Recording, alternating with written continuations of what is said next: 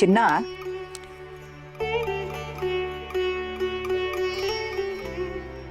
సంతోషంగా ఉండు. చెప్పండమ్మా. ఈ రోజు నువ్వు ఇంటికి రావడానికి ఎంత లేట్ చేసావు. నిన్ను అడగకుండా ఫోన్ కూడా చేయలేకపోతున్నావు. పంతుడు తెచ్చిన ఫోటోలను సాయంత్రం వాటిని చూసి వంశానికి తగ్గట్టు వేరు చేసి ఉంచాను. అందులో ఒక అమ్మాయి బాగా చదువుకుంది. ఇంకా నీకు తెలిసిందే కదా, మరి ఎక్కువ చదువుకున్న కోడలు మనకు అవసరం లేదని.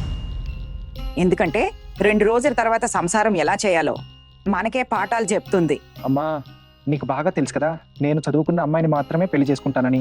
తెలుసు, అది నువ్వు ముందు నుంచి అదే పట్టు మీద ఉన్నావు. అందుకే అందరితో పాటు ఆ అమ్మాయి ఫోటో కూడా ఉంచవలసి వచ్చింది. బిఏ పరీక్ష రాసే అమ్మాయి. నేనైతే మనసులో నిశ్చయించుకున్నా, ఆ అమ్మాయితో ఒకవేళ మన సంబంధం కుదిరితే పరీక్షలు రాయాల్సిన అవసరమే లేదు. అమ్మా, మీరేం మాట్లాడుతున్నారు? ఇంకా పెళ్లి కూడా ఖాయం అవ్వలేదు, అప్పుడే తనని పరీక్ష రాయొద్దని చెప్పేస్తారా? ఆ కారణంగా వాళ్ళు సంబంధం వద్దనుకుంటే? నా కొడుకుతో సంబంధం వద్దంటారా? ఒక్కసారి మాట ముందు పోని వాళ్లే మన చుట్టూ తిరుగుతూ కనిపిస్తారు. అత్తయ్య, ఒక్కసారి మీరు అర్జున్కి ఆ ఫోటోలు చూపించండి. అవును అత్తయ్య, చూపించండి తనకి ఫోటోలు. 3 ఫోటోలు అయితే ఉన్నాయి. ఇప్పుడు చూసి చెప్పమనండి ఆయనకి ఏది నచ్చిందో. మీ ఇద్దరికి అస్సలు ఓపిక ఉండదే. ఇదిగో మీ మరిదికి మీరే ఫోటో చూపించండి. అరే ఆగండి ఆగండి ఆగండి ఆగండి, మీరంతా నన్ను పిలవకుండానే అన్ని చూపించేస్తున్నారు. అర్జున్ కు ఫోటోలు అన్ని చూపిస్తున్నారు. తప్పు కదా ఇదంతా. ఇదిగో ఇప్పుడు ఇది వచ్చింది ఏం అదృష్టమో నా ఆడపడిచికి. తన ఒక్కగానొక్క కొడుకుకి ఇలాంటి తెలివి తక్కువ కోడలు దొరికింది. లేదత్తయ్య, అది నేను కొంచెం పనిలో ఉండే సామాన్ని సర్దుకుంటూ ఉన్నా, అందుకే కొంచెం లేట్ అయింది. నాకు కూడా చూడాలనుంది. సరేలే, చూపించండి మీ మరిది ఫోటోలు. అమ్మా, మీరెందుకు ఇంత హడావిడి చేస్తున్నారు? ఏం పర్వాలేదు, వదినను అడగాలి ఆ 3 ఫోటోలలో ఆ అమ్మాయి ఫోటో కూడా ఉందా అని. కాస్త పంతుల్ని కనుక్కో. దీన్ని ఫోటో తీసుకువెళ్ళాడు, ఎక్కడి నుండైనా కబురు వచ్చిందా? బహుశా ఎవరికి నచ్చడమే లేదు. కానీ ఈ మహారాణి మాత్రం తన ఈ మొత్తం ప్రపంచంలోనే అందగత్తి అనుకుంటుంది. ఏ అబ్బాయి అయినా ఒక్కసారి చూడగానే వెంటనే ఇష్టపడతారని ఫీలింగ్. ఏమండి మేరంగారు, అర్థమైందా నువ్వు అంత అందగత్తెవి కాదని? రేపే పంతులకి ఇంకోసారి ఫోన్ చేస్తాను నేను. అక్కయ్య, రేపటి నుండి ఎలాగైనా సరే, ఏదైనా అతనికి అది 2వ పెళ్ళైనా, వయసు ఎక్కువైనా, లేక ముసలివాడైనా సరే, ఈ అమ్మాయి కోసం చూడండి మీరు. అక్కయ్య, నేను మీ కాళ్ళు పట్టుకుంటాను. ఇక నా కూతురు పెళ్లి భారం నా తల మీద నుంచి దిగిపోతే చాలు. నేను ఎవరి దగ్గరైనా వంట చేసే పని చేసుకుంటూ నా ఒక్కదాని పొట్ట నింపుకుంటాను. చాలు కరుణ, నీ పిచ్చి మాటలు ఆపే. ఇక నువ్వు ఇంకా నేను చెప్పేది చాలా జాగ్రత్తగా విను. ఈ రోజు నుండే నీ కూతురు బయటకు వెళ్ళడం పూర్తిగా బంద్. బాబులు, నీ ఫ్రెండ్స్ ఎవరైనా ఉన్నారా? కనుక్కోరా, దీనికోసం ఏదైనా దొరుకుతుందేమో. ఎవరైనా అబ్బాయి దొరికితే పేడ వదిలిపోతుంది. చూడు, ఎలాంటి అబ్బాయి దొరికినా పర్వాలేదు. దీని తిండి బట్టలు ఖర్చు చూసుకోగలిగితే చాలు. అది కూడా ఎక్కువే.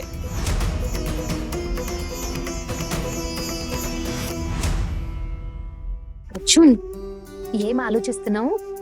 చూడు, ఫోటోలు చూసి నీకే అమ్మాయి నచ్చిందో చెప్పు. మేమంతా 3 ఫోటోలు సెలెక్ట్ చేశాము.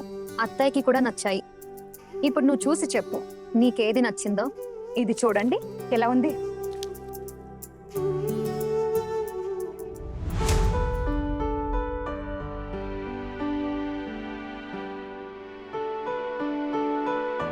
బాగుంది.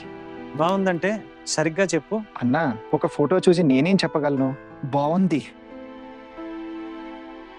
అంటే నచ్చింది. అరే కాస్త ఆగండి, ఇది నచ్చలేదని అర్థం. అరే అది చూపివు, మన ముగ్గురికి నచ్చింది. త్వరగా అదే చూపివు, ఖచ్చితంగా నచ్చుతుంది. రెండో ఫోటో చూడండి. మొదటిది మీకు నచ్చలేదు కదా? ఇది చూసారా? ఇది ఎలా ఉంది? ఇది నచ్చిందా? 10వ తరగతి పాస్ అయింది. ఇది కూడా అమ్మాయి ఫోటో కాదు, ఇంకొక ఫోటో మాత్రమే మిగిలింది. ఇది ఆమెదో కాదో చూస్తాను. వదిన, ఆ బిఏ పరీక్ష రాస్తున్న అమ్మాయి ఫోటో ఎక్కడుంది?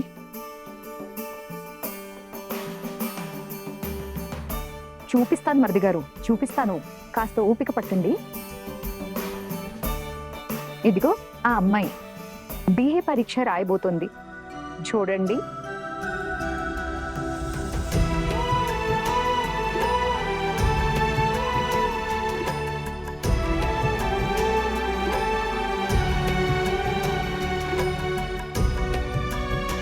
మరిది గారికి ఈ అమ్మాయి బాగా నచ్చినట్లుంది. ఏమంటారు మరిది గారు?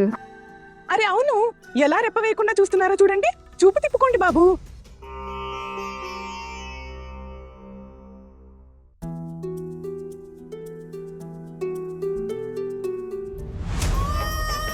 అమ్మా, నిజంగా నేను మీకు ఇంత పెద్ద భారం అయిపోయానా? దీని బదులు నన్ను గంగలో కలిపేయండి, పీడ విరగడవుతుంది.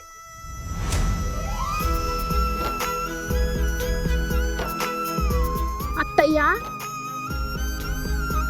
ఎందుకు ఏడుస్తున్నారు? ప్లీజ్ ఏడవకండి.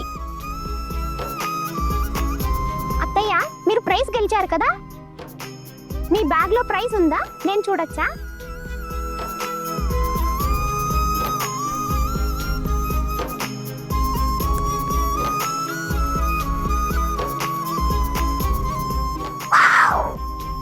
నాన్న చూడండి, అత్తయ్య ఎంత మంచి ట్రోఫీ గెలిచిందో. మీరెప్పుడు అత్తయ్యని ఎందుకు తిడుతూ ఉంటారు? ఇదిగోండి, ఎంత మంచి ట్రోఫీనో.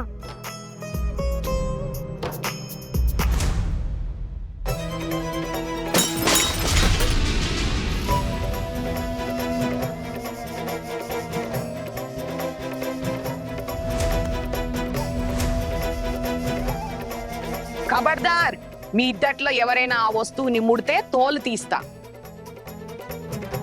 ఏమైపోయింది ఏంటి పరిస్థితి? ఛీ! ఏమే చుట్కీ, నీ కూతుర్ని ఎంత పాడు చేయాలో అంత చేసేసావు. ఇప్పుడు మా ఇంటి పిల్లల్ని కూడా పాడు చేస్తావా? నీ కూతుర్ని చూసి మా ఇంటి పిల్లలు కూడా డాన్సులు వేయాలా? పెద్దమ్మ, నేను ఇంటర్ కాలేజ్ డాన్స్ కాంపిటీషన్లో ఫస్ట్ ప్రైజ్ గెలిచాను. అందరూ నన్ను ఎంత పొగిడారో, కానీ మీరేమో నా ప్రైజ్ని ఇలా విసిరేశారు. ఆ ట్రోఫీని పట్టుకుని ఏ ఊరగాయ పెడతావు? ట్రోఫీ దొరికిందా? ఏమైనా డబ్బులు ఇచ్చారా లేదా?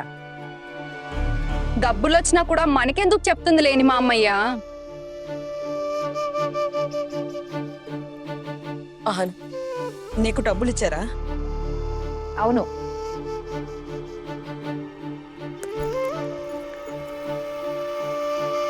ఇదిగోండి పెద్దనాన్న, 25,000 రూపాయలు.